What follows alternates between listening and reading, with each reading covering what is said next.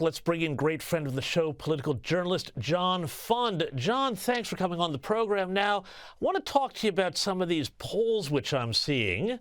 A new national poll from Quinnipiac shows President Biden taking a small 3-point lead over Donald Trump in a head-to-head race. This is a bit of an outlier, but they've got him at 48-45. But here's what's really interesting. The survey also found that the inclusion of independent and third-party candidates like RFK Jr. then winds up seeing Trump pull back ahead. Tell us, how is the Kennedy spoiler effect, John, playing out in this race? And why is it that Kennedy voters, or having Kennedy in the mix, is actually winding up helping Trump? I would have thought that they would have come across to Biden when the crunch comes in the ballot box. Some of them will, but remember, the key to this election, James, is just like in 2016, about a fifth of the voters hate both candidates, not just dislike or disagree with, but hate. But they're going to vote, or at least many of them will. I think that 13% that RFK has will shrink. A chunk of it will go back to Biden. A big chunk simply won't vote or stay home.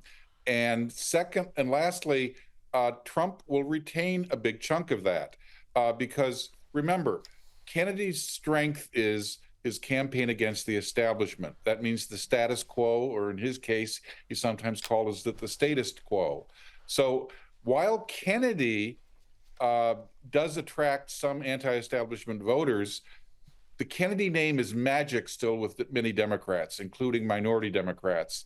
And many minority Democrats are disillusioned with Joe Biden, so they will gravitate and stay with RFK Jr.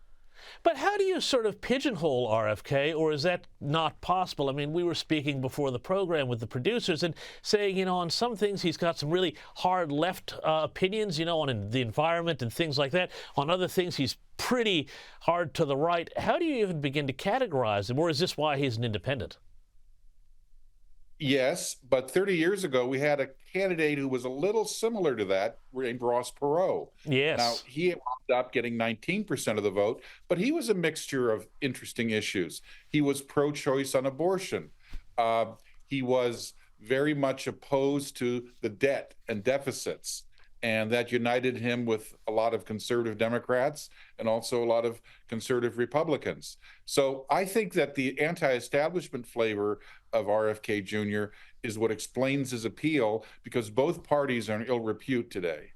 But now, I remember Ross Perot, when he was out there in 1992, he put up a lot of his own money, and he was really quite a force there. RFK, though, there seems to be a real effort to kind of squelch his profile, I think, in the media and elsewhere. And I've noticed that smash like a bug. Yeah, smash like a bug. Well, including also they're trying to keep him off the ballot in states like Nevada. Does that show that they are really concerned now about, in the Democrat camp, about RFK siphoning off votes from Biden when he's clearly going to need every vote he can get if he's going to have a chance to pull this off in November?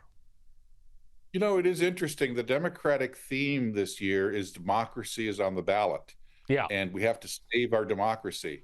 I don't know how you save the democracy by limiting people's choices, by launching lawfare lawsuits to force a former, major figure in the Democratic Party off the ballot. It sounds to me like it's a lot about, we're in charge, we're a political machine, and we're not going to give you any choices. Yeah, no, I've noticed that sort of irony about the people who seem to want to sort of destroy democracy in order to save it. But the other thing, too, that they talk about a lot, or they used to talk about a lot, was Bidenomics. But apparently it's not that big a hit with the electorate, because an analysis has found that the president and his party have almost completely stopped using the word Bidenomics. There's a chart on the screen there that shows the number of mentions per month, and it's barely anybody's using the phrase anymore. Have they finally realized that this idea is a complete dud? Well, what they have realized is that people in the lower income categories who aren't in the stock market, which is certainly up, they're suffering day to day. If they were living paycheck to paycheck, they still are paying a lot more in inflation than they want to or can remember doing. The interest rates on their car, their interest rates on their house are higher than they've been in years. So if you're in the stock market, if you're in the urban centers of New York and Los Angeles and Chicago earning a good income, you're doing fine. But a lot of people are struggling, and they don't believe Bidenomics is anything but a gun pointed at their heads. Yeah, I kind of feel like whenever you put Onomics on anything, it's a bit of a dangerous thing to do. John, I spoke earlier in the show about the bridge collapse and the incident in Baltimore. And of course, we're all thinking of the families of those who lost their lives in that disaster. But you've pointed out that this might also be a wake-up call around infrastructure and building rules in general. Tell us a bit more about this. America used to be known for building things fast and well. The Empire State Building went from a hole in the ground to being launched and opened for business in 14 months. Today, we just had last week the final environmental impact statement for the rebuilding of Union Station in Washington, D.C. It only took 9 years. Construction and everything else and planning it will now take another 14 years. It'll probably open in 2040. This is pathetic. All over the world, people build things faster and better than we do. We have Davis-Bacon wage laws that basically are a subsidy to the unions. They raise the cost of it. We have the environmental protection laws, which drag on forever and invite lots of lawsuits. We're a laughing stock in the world. In New York City, where I'm sitting right now, we took 20 years to build a 1.6-mile extension of one subway line.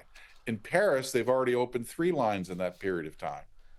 Well, John, sometime you'll come to Sydney and I'll show you the Sydney Light Rail, and you won't believe how long that took to build. But thank you so much for your time, You're learning John. from us, unfortunately. Thank you, John.